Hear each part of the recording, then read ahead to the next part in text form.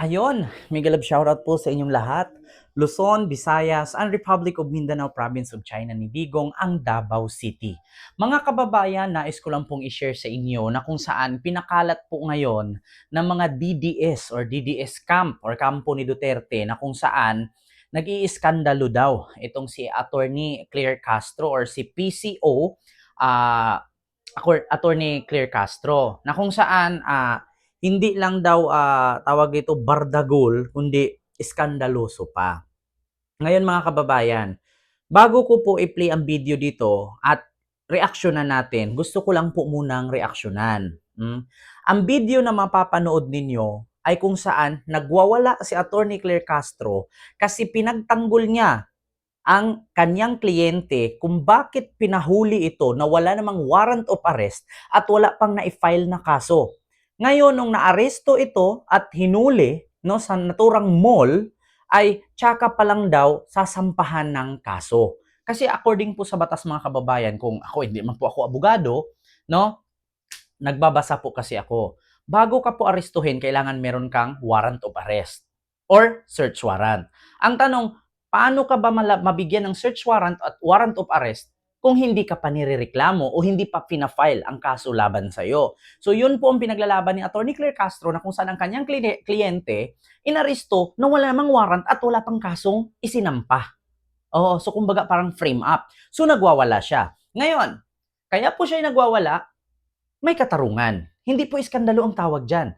Pinagtanggol lang niya ang kanyang kliyente. Magkaiba po sila kay Sara Duterte na kung saan binugbog at sinuntok ang sheriff na kung saan yung sheriff no, nagpapatupad lang man at ginawa lang naman niya ang kanyang trabaho. Na kung saan binigyan ng ultimatum yung mga nakatira doon na kapag hindi sila umalis sa tamang panahon at sa panahon na binaba ng korte ay talagang ididemolish sila. Na kung saan ang nangyari, hinanap ni Sara, binugbog ni Sara. Diba? So magkaiba po ang iskandalo ni Attorney Claire Castro kasi si Attorney Claire, pinagtanggol ang kliyente, si Sara, pinagtanggol ang mga tao na alam naman lang mali. Diba? So yun lang po. Pakinggan nyo po ang video na ito.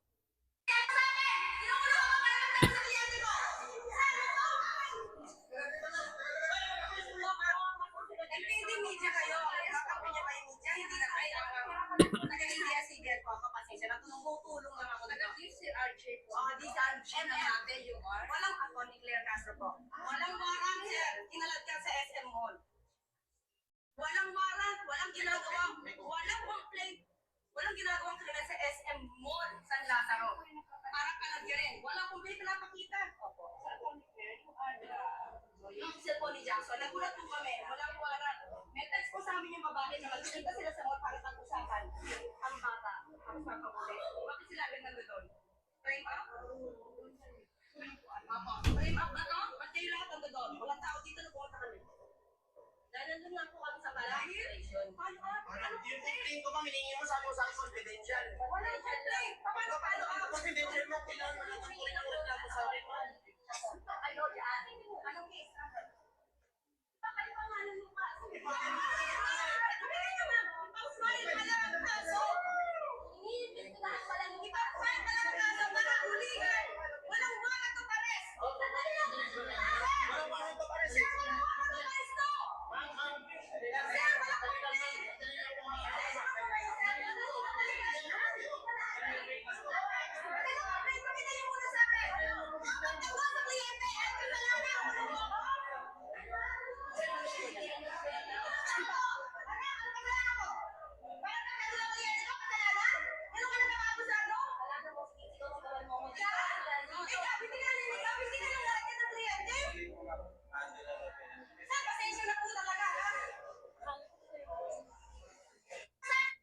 O, di ba? Napanood nyo mga kababayan. So kung isuma total ninyo, no, at pakinggang mabuti, pwede nyo i-rewind ang video na ito. Kung ano ang pinaglalaban ni Attorney Claire Castro na ngayong ano na siya PCO or spokesperson siya sa madaling salita para sa akin ng Malacanang. Ito pong video na to ay pinalabas po ng mga DDS. Hindi nila iniisip na kapag ipinalabas nila ang video, ang titigan dito ng mga DDS na bobo at tanga, iskandalosa. Pero pag himay-himayin nila ang video, bakit nag-iiskandalo si Attorney Claire Castro? Nag-iiskandalo siya kasi nga ang kanyang kliyente pinaaresto, hinuli, kinulong na walang warrant of arrest at wala pang na-file na kaso. So, kaya siya nagwala, kinuha niya ang naturang kliyente niya. Bakit ka ba naman ikulong? Bakit ka i-detain? Bakit ka arestuhin? Na wala namang kaso at wala pang na-file na kaso at wala pang warrant of arrest. So, ang tawag doon is prim-up. Diba? Kasi tinext daw ng babae ang kliyente ni Attorney Claire Castro na lalaki. Mag-asawa kasi sila. Tinext ng babae na magkita sa mall para pag-usapan ang bata, ngunit sapagkat bagamat di umano, inaristo doon ang lalaki nung pagkita nila sa mall.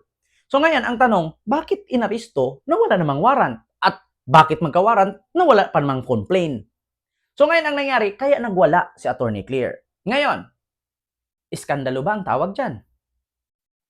Pwede nating matawag na iskandalo kasi nagwala siya. Pero may rason yung pag-iskandalo niya. Kasi kung hindi ka magiging matapang at hindi ka mag-iskandalo, hindi makalabas ang kliyente niya. O ngayon, kung i-compare natin si Attorney Claire Castro at si Sara Duterte, sino ang mali? Yung pinagtanggol mo ang taong bayan na binigyan ng ultimatum para palayasin kasi nakatira sa hindi nila lupa at nagpatupad lang naman ng batas yung sheriff, no, na para paalisin yung mga taong nakatira sa lupa na hindi sa kanila. Pero anong ginawa ni Sara Duterte? Binugbog ang sheriff. Na wala naman dapat kinalaman ang sheriff doon kasi nagpatupad lang naman siya sa batas na inuto sa kanya. So ngayon ang tanong, ganyan bang klase ang isisira ninyo kay Attorney Claire Castro? Porket na real talk ni Attorney Claire Castro, mga Duterte, ganyan ang ipalabas ninyo ngayon? Matalino na ang tao. Okay lang sana kung nag-iskandalo yan dyan, nagwala, ng away, nanampal, nanakit. Tanggap pa natin. Diba? At acceptable yun na, iskandalosa talaga to, hindi to pwede maging spokesperson. Ang nangyari, may karapatan siyang magwala kasi nga mali ang ginawa ng pag-aristo sa kliyente niya. Yung kay Sara. Saan doon ang tama na ginawa ni Sara? Ipagtanggol niya ang mga tao na nakikitira sa hindi nila lupa. Binigyan na ng ultimatum, ilang araw na binigyan na pag hindi kayo umalis, i-demolish ang tinitirhan ninyo. Pero ang ginawa niya, binugbog niya ang sheriff. Tama ba yon? So i-compare ninyo. Magkaiba ang iskandalosa sa iskandalosang hindi nag-iisip. Di ba? Si Attorney Claire Castro, hindi niya ginamit ang power niya bilang attorney. Ginamit niya ang power niya para sa kanyang kliyente na tama. Si Sara Duterte, ginamit niya ang power niya pagka-mayor, no? Pero mali. Yun ang tinatawag na overpower, use of power. Yeah? Kasi kung babaliktad-baliktarin mo at himay-himay mo, mali po talaga ang ginawa ni Sara Duterte.